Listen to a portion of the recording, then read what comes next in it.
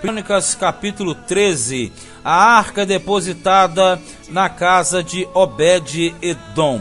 Aqui é no momento em que Davi, ele quer transportar a arca para Jerusalém, porque justamente a arca ela passou por várias situações, por várias regiões, então ele queria transportar essa arca para que viesse a Jerusalém, e vai dar algum problema nesse período, nesse percurso aqui.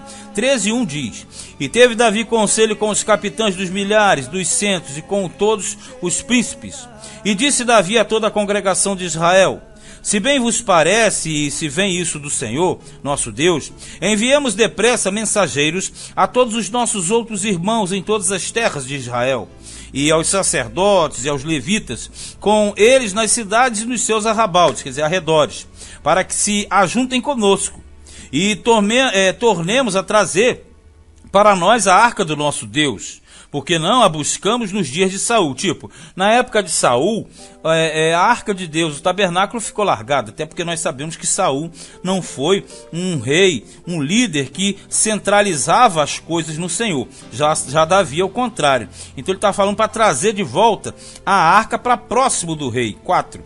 Então disse toda a congregação que assim se fizesse, porque esse negócio pareceu reto aos olhos de todo o povo.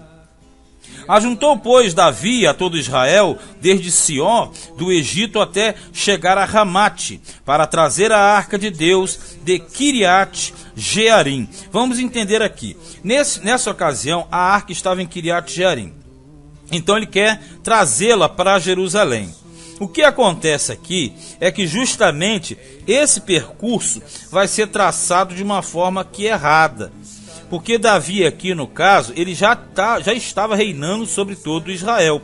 Ele já tinha feito de Jerusalém a capital.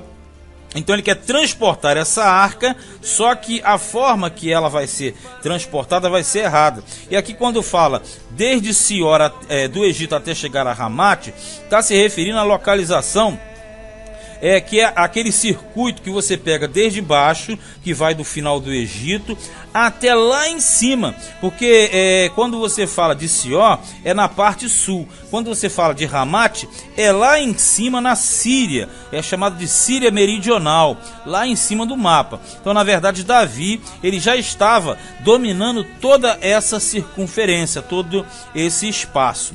Versículo 6. E então Davi com todo Israel subiu a Baalá e dali a Kiriat Jearim, que está em Judá, para fazer subir dali a arca de Deus, o Senhor que habita entre os querubins, sobre a qual é invocado o seu nome. E levaram a arca de Deus sobre um carro novo da casa de Abinadab, e Uzá e Aiô guiavam o carro, quer dizer, 2 homens guiavam o carro. Só que a arca estava sobre um carro novo, mas era um carro de boi. Isso é que está fora dos padrões. A arca deveria ser carregada nos ombros pelos sacerdotes levitas. 8. Davi e todo Israel alegravam-se perante Deus, com toda a sua força, em cânticos, com harpas, e com alaúdes, e com tamboris, e com símbolos, e com trombetas. Então nós sabemos que Davi fez um grande aparato, a arca ia se deslocando, ele fazendo aquela festança toda, aquela musicada toda, aquela barulheira toda. 9. E chegando à eira de Quidom, estendeu Uzá a mão para segurar a arca, porque os bois tropeçavam. Então se acendeu a ira do Senhor contra Uzá e o feriu, por ter estendido a mão à arca, e morreu ali perante Deus. E Davi se encheu de tristeza de que o Senhor houvesse aberto brecha em Uzá, pelo que chamou aquele lugar Pérez Uzá, quer dizer, a brecha de Uzá, a rotura de Uzá, porque brecha significa rasgo, brecha, rotura, até o dia de hoje, quer dizer, até o dia que foi escrito. E naquele dia temeu Davi ao Senhor, dizendo: como trarei a minha arca de Deus? Vejamos, quando aqui diz no 10 que a ira do Senhor se acendeu contra Uzá, não é que Deus se irou contra ele propriamente. Aqui a expressão é porque saía fogo da arca e consumia a pessoa. Mas o erro, no caso, foi de usar no transporte. É que essas referências, quando fala a ira do Senhor se acendeu, é para dar uma ênfase de quê? De que somente Deus feria quando existia um mau uso do sistema. Como a arca estava sendo mal utilizada, né?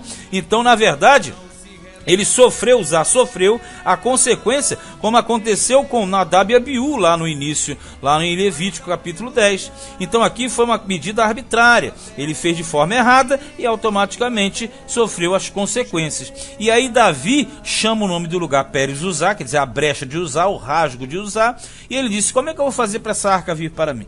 13.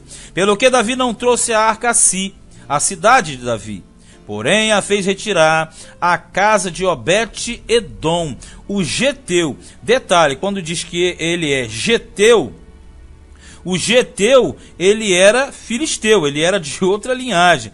Então a arca vai ficar na casa de um que é um estranho. Olha no 14. Assim ficou a arca de Deus com a família de Obed-edom 3 meses em sua casa. 3 tu sabe que é o número da trindade.